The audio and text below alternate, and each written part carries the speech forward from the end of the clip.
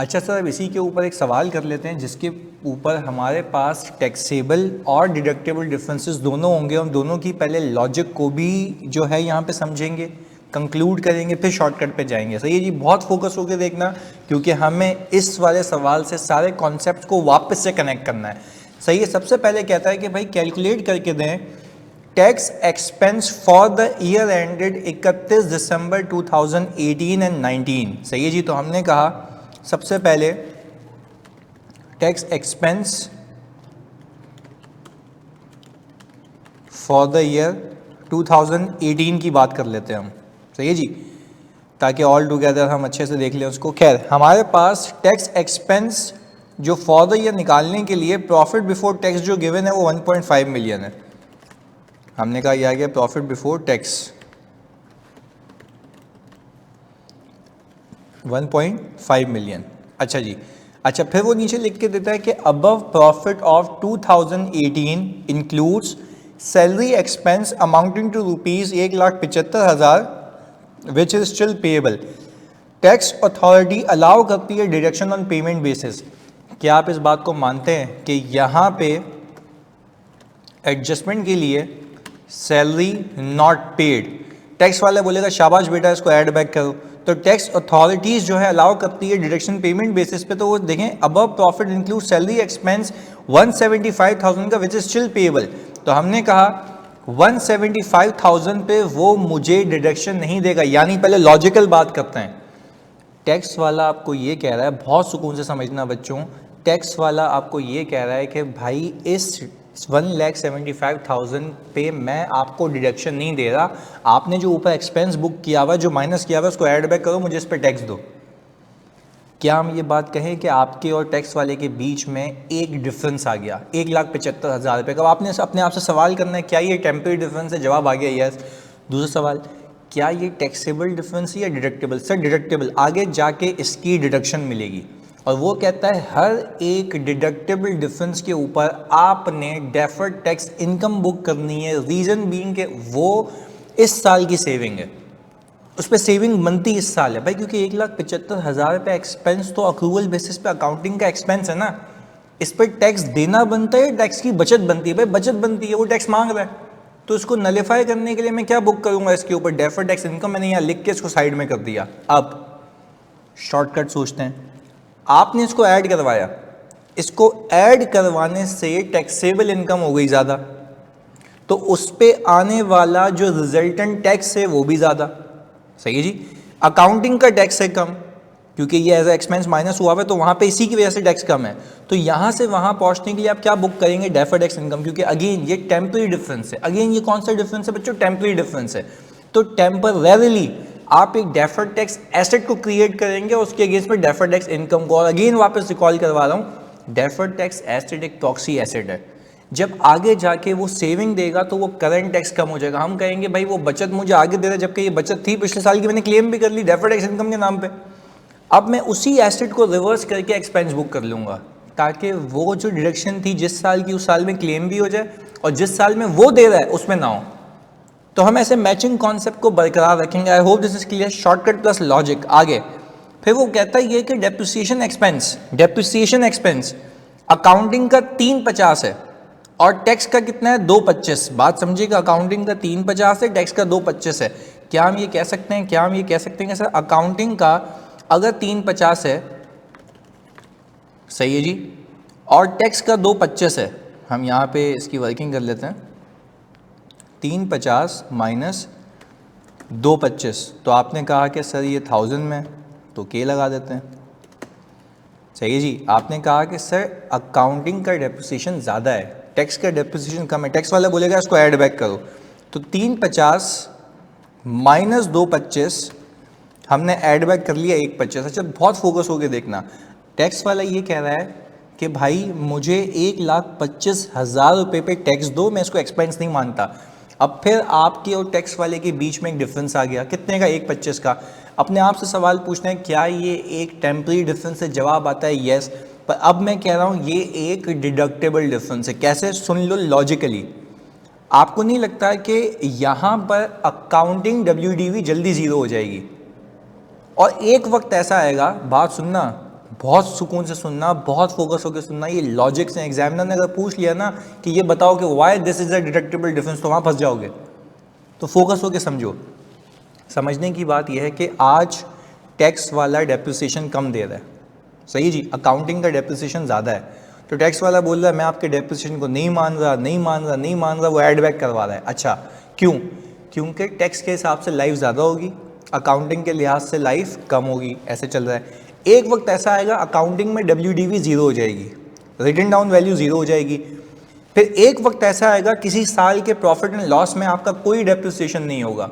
Tax वाले बोलेगा भाई मेरी नज़र में डेप्रिसिएशन है, यानी वो आगे जाके डिडक्शन अलाउ करेगा, टेम्परेरीली नहीं कर रहा। तो जब आगे जाके डिडक्शन अलाउ करेगा आपको, तो वो डिडक्शन जो बनती है, बच्चों में सवाल पूछ रहा हूँ आपसे, वो जो डिडक्शन बनती है वो किस साल की? इस साल की, क्योंकि अकाउंटिंग के लिहाज से वो इस साल का एक्सपेंस है, तो उस पर सेविंग बनती भी इस साल है, तो मैं इसके ऊपर क्या बुक कर लूँ? Deferred tax income. यानी सर इतना सोचने के बाद एक बात कंक्लूड हुई कि ऐसा डिफरेंस जो आगे जाके जिसकी डिडक्शन मिलेगी उसको हम कहते हैं डिडक्टेबल डिफरेंस, उसके ऊपर डेफर्ड टैक्स इनकम बुक करना होता है, क्योंकि उसके ऊपर सेविंग बनती इस साल है। क्योंकि भाई ये जो 3,50,000 के अंदर एक 25 है जिसको वो नहीं मान रहा अकाउंटिंग के लिहाज से, तो वो इस साल का एक्सपेंस है ना, उस पर टैक्स देना चाहिए, बचना चाहिए, बचना चाहिए, तो मैंने सेविंग क्लेम कर ली। जब आगे जाके वो मुझे डिडक्शन देगा तो करंट टैक्स कम हो जाएगा, मैं बोलूंगा भाई मैं तो सेविंग ऑलरेडी क्लेम कर चुका हूँ मैचिंग कॉन्सेप्ट के हिसाब से, तो एसेट को रिवर्स करके एक्सपेंस बुक कर लूंगा। बात क्लियर? तो अगेन शॉर्टकट की बात करें, इसको ऐड करवाने से टैक्सेबल इनकम हो गई ज़्यादा, तो आने वाला टैक्स भी ज़्यादा, अकाउंटिंग का टैक्स कम, तो यहाँ से वहाँ जाने के लिए आप लेस करेंगे तो deferred tax income. Again logic है इसके पीछे कि आप सेविंग क्लेम करने बनती इस साल है। तो हमने कहा कि सर ये दोनों डिफरेंसेस को केटर करने के बाद आपके पास टैक्सेबल इनकम आ गई है और हमारे पास टैक्स रेट, सवाल वाला लेते हैं अपनी तरफ से, क्यों ले रहा हूँ मैं? तो सर अगर मैं इसको इस पे चिपका दूँ तो ये आ गया 450। ये क्या है भाई? Current tax expense. तो सर अगर हमने ऊपर जो सुंदरता से हेडिंग के साथ एंट्री बनाई हुई है वो ले लूँ तो मैं, क्या बात है? मैंने कहा सर तो करंट टैक्स एक्सपेंस डेबिट और टैक्स पेबल क्रेडिट और डेफर्ड टैक्स एसेट कितनी चीज़ों पे बुक होगा? सर इन दो चीज़ों पे। तो आपने कहा ये दो डिफरेंसेस हैं जो कि टेम्परेरीली हैं, जिसके ऊपर मुझे डिडक्शन आज नहीं मिल रही, आगे मिलेगी, बनती इस साल है, तो मैं क्या कर रहा हूँ? डेफर्ड टैक्स इनकम बुक कर रहा हूँ सेविंग क्लेम करने के लिए। तो मैंने कहा कि सर 25% हमने शाबाश यहाँ से बुक कर ली है, और हमने यहाँ पे अगर एक रिकन्सिलिएशन बनाई तो हमने कहा अकाउंटिंग टैक्स कितना है? अच्छा भाई अकाउंटिंग टैक्स हमारा है, यानी tax on profit before tax 1.5 million का 25%, सही जी, 1.5 मिलियन का 25%। तो आपने कहा 1.5 मिलियन का 25% ये आ गया। सर आपने कहा करंटली मैंने जो है अपनी टैक्स अथॉरिटीज़ को जो पे करना है वो ये करना है, सही है जी। पे करना एक अलग बात है, अकाउंटिंग के लिहाज से जो एक एक्सपेंस था उस पर सेविंग बनती है, मैंने डेफर्ड टैक्स इनकम बुक कर ली है, ये रही। तो मैंने कहा सर अल्लाह करे जब मैं इन दोनों को ऐड करूं तो मेरा आंसर मैच हो गया। अब मैंने एसेट रखा, अब मैं वेट करूंगा जब वो डिडक्शन देगा, मैं बोलूँगा तब की वो सेविंग नहीं है, मैं एसेट को रिवर्स करके एक्सपेंस बुक करता रहूँगा क्योंकि मैं सेविंग क्लेम कर चुका हूँ। पर टैक्स वाले को टैक्स कम पे करूँगा क्योंकि आज ज़्यादा पे कर रहा हूँ। पेमेंट अलग बात है, एक्सपेंस इनकम होना अलग बात है। मैं आ गया अगले साल भाई 2019 में। मैंने कहा सर आएँ जी प्रॉफिट बिफोर टैक्स की बात करें। अच्छा प्रॉफिट बिफोर टैक्स मेरे पास है 2.5 मिलियन का, 2.5 मिलियन का। अच्छा बिफोर वी गो फर्दर मैं यहाँ पे आपको एक बात बताता चलूँ कि अगर मैं यहाँ पर जानी 2018 की अकाउंटिंग करूँ, 17 है 18 है भाई, तो हमने कहा कि सर आपने डेफर्ड टैक्स इनकम बुक की थी, यानी डेफर्ड टैक्स इनकम के अगेंस्ट में एसेट आता है, तो आपने क्या किया था ये एसेट बुक किया था फॉर द ईयर का, तो ये क्लोजिंग आ गया आपके पास, ये सही है, 2018 का अकाउंट है। अब मैं आ गया डेफर्ड टैक्स के अकाउंट में 2019 में, और ये ओपनिंग की शुरुआत यहाँ से होगी। ये बता रहा है, ये बेसिकली अकाउंट ये बता रहा है कि आपके पास 75,000 रुपये का एक डेफर्ड टैक्स एसेट है जिसकी आपको सेविंग आगे जाके मिलेगी, अभी नहीं मिली पर आपने क्लेम कर ली है। यानी आपने 75,000 रुपये की अकाउंटिंग में सेविंग क्लेम कर ली है जो टैक्स वाला आगे जाके देगा। This is represented by your deferred tax asset. बात क्लियर है? अच्छा भाई, क्योंकि आपको बेनिफिट है ना, फ्यूचर में आपको कम पैसे पे करने, दिस इज योर बेनिफिट। पर ये एसेट टेक्निकली आपने रिवर्स करने के लिए रखा हुआ है ताकि आप एक्सपेंस बुक करके उसको नलिफाई करें। सही है जी। मैंने कहा सर अब वापस से एडजस्टमेंट्स पे आते हैं और ज़रा एक एक करके देखते हैं, सुनिएगा। उसने नीचे लिख के दिया salary expense for the year ended 2019 is 2 lakh rupees which is paid. तो एक्सपेंस भी है, पेड भी है, मसला ही नहीं। However salary payable of 2018 settled in 2019 to the extent of 80%। क्या हम ये कह सकते हैं, कि सैलरी पेड अप टू 80%? तो क्या हम ये कह सकते हैं कि सर टैक्स वाला बोलेगा जानी ये लो डिडक्शन, अब मुझे इतने पे टैक्स नहीं चाहिए। हम बोलेंगे अच्छा नहीं चाहिए, वाकई में सही है भाई, पहले उसने टैक्स लगा दिया था ना, माफ़ी नहीं दी, माफ़ी दे रहा है, माफ़ी तो मैं क्लेम करूँगा, पैसे तो कम पे करूँगा। बट अगेन क्या ये 140 का एक्सपेंस इस साल का है, पिछले साल का है? पिछले साल का है। सेविंग किस साल मिलनी चाहिए थी? पिछले साल। मैंने क्लेम भी कर ली डेफर्ड टैक्स इनकम बुक करके, मैं उसको करंट टैक्स तो कम पे करूँगा, पैसे तो जेब से कम जाएंगे, बट मैं कह रहा हूँ उसकी सेविंग क्लेम कर चुका हूँ पिछले साल, वो दे रहा है इस साल, तो उसका करंट टैक्स एक्सपेंस कम हो गया होगा ड्यू टू दिस। अब मैं इतना ही पोर्शन डेफर्ड टैक्स एसेट से रिवर्स करके एक्सपेंस बुक करूँगा। तो अगर मैं इसकी शॉर्टकट की बात करूँ, इसको लेस करवाने से क्या हुआ? जानी टैक्सेबल इनकम कम हो गई। इसको लेस करवाने से क्या हुआ? टैक्सेबल इनकम कम हो गई, टैक्स भी कम हो गया, अकाउंटिंग का टैक्स ज़्यादा। तो टैक्स वाले टैक्स से अकाउंटिंग टैक्स पे जाने के लिए इसकी वजह से इसके ऊपर डेफर्ड टैक्स एक्सपेंस बुक करना पड़ेगा। ये तो शॉर्टकट है, but we have to apply logic as well, कि मैं यहाँ पे डेफर्ड टैक्स एक्सपेंस बुक करूँगा, उसके अगेंस्ट में लायबिलिटी बुक कर लूँगा। अच्छा, डेफर्ड टैक्स एक्सपेंस जो है, deferred tax liability credit, liability expense की वजह से इंक्रीज होगी या एक्सपेंस की वजह से एसेट कम होगा, बात एक ही है। तो जब मैं एक्सपेंस का ना लूँ तो आप बोलेंगे लायबिलिटी, इनकम की बात बोलूँ तो एसेट। बात क्लियर है? तो सर ये बात आपको क्लैरिटी के साथ समझ आनी चाहिए कि यहाँ पे 1,40,000 रुपये का एक्सपेंस मुझे टैक्स वाला अब अलाउ कर रहा है, जिसपे करंट टैक्स एक्सपेंस कम हो गया। मैं कह रहा हूँ आपकी सेविंग इस साल की है ही नहीं, टैक्स की पेमेंट के हिसाब से है, मानता हूँ, एक्सपेंस के हिसाब से सेविंग इस साल की नहीं है, पिछले साल की थी, मैं क्लेम कर चुका हूँ, तो ये तो 2 बार हो गई। तो एसेट को रिवर्स करके एक्सपेंस बुक करना पड़ेगा, वो ये रहा। ये टाइमिंग डिफरेंस को सेट ऑफ करेगा। पर अगेन लॉजिक हो गई, शॉर्टकट, माइनस किया, टैक्सेबल इनकम कम हो गई, टैक्स भी कम हो गया, अकाउंटिंग का टैक्स ज़्यादा। इसी डिफरेंस को सोचो, एक एक को सोचो, इसी वजह से टैक्सेबल इनकम कम, इसी वजह से टैक्स भी कम, इसी वजह से टैक्स ज़्यादा, तो इसी पे क्या बुक करूँ? Deferred tax expense. तो ये आ गया। अच्छा भाई, फिर अगेन सर इसके ऊपर फर्दर सेटल नहीं हो रहा, देखो यहाँ पे तो सेटल हो रहा है डेफर्ड टैक्स, यहाँ पे तो फर्दर क्रिएट हो रहा है वापस से। तो मैंने कहा सर ये आ गया हमारे पास, इस पे फिर डेफर्ड टैक्स इनकम। क्यों भाई?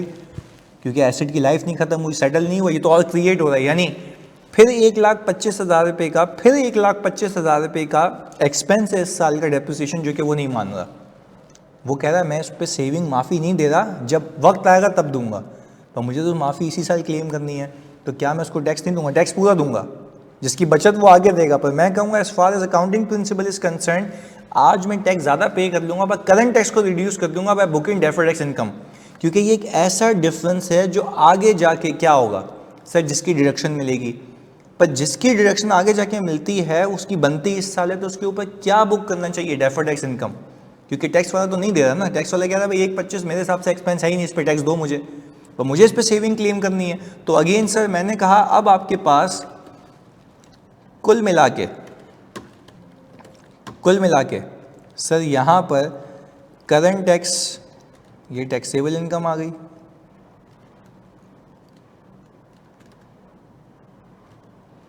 हमने कहा ये आ गया करंट टैक्स एक्सपेंस। अच्छा सर अब हम यहाँ पे ज़रा अकाउंटिंग एंट्रीज बनाएं तो आपको समझ आए, बहुत सुकून से समझना। सर यहाँ पे अगर मैं देखूँ तो करंट टैक्स एक्सपेंस तो ये आ गया, पर अगर मैं अब नेट बेसिस पे देखूं तो 1.40 पे डेफर्ड टैक्स एक्सपेंस है, 1.25 के ऊपर, प्लीज सुनना खुदा के वास्ते, 1.25 के ऊपर डेफर्ड टैक्स इनकम है। नेट बेसिस पे सर क्या बुक करूं, एक्सपेंस या इनकम? सर दोनों पे अलग अलग करेंगे, बात एक ही है। नेट बेसिस पे करें तब भी बात एक ही है। तो मैंने कहा नेट बेसिस के ऊपर मुझे डेफर्ड टैक्स एक्सपेंस बुक करना है, तो मैंने कहा डेफर्ड टैक्स एक्सपेंस डेबिट और डेफर्ड टैक्स लायबिलिटी क्रेडिट, कितने से, 3750 से। तो मैंने कहा कि सर ये जो ओपनिंग 75 था, बहुत सुकून से समझना, जो ओपनिंग 75 था मैंने 3750 ये बुक किया डेफर्ड टैक्स एक्सपेंस। सही है जी, यानी डेफर्ड एक्सपेंस बुक करने से या तो लायबिलिटी इंक्रीज हुई है या एसेट रिवर्स हुआ है, व्हाटसोएवर द केसेस। तो मैंने कहा कि सर इसमें से ये माइनस किया तो क्लोजिंग कितना आ गया, 71250। अब मैं आपको इसकी मंतक बताता हूँ, 71250 है क्या। 71250 का बेसिकली डेफर्ड टैक्स एसेट के अंदर एक चीज़ तो ये है कि 1.25 प्लस 1.25 2 साल का डेप्रिसिएशन जो टैक्स वाले ने अलाउ नहीं किया, मैंने उस पर सेविंग क्लेम की हुई है। तो 1.25 और 1.25 पे अगर मैं 1.25 इंटू 2 करूँ, सही है जी, और इस पे लगा दूँ 29%,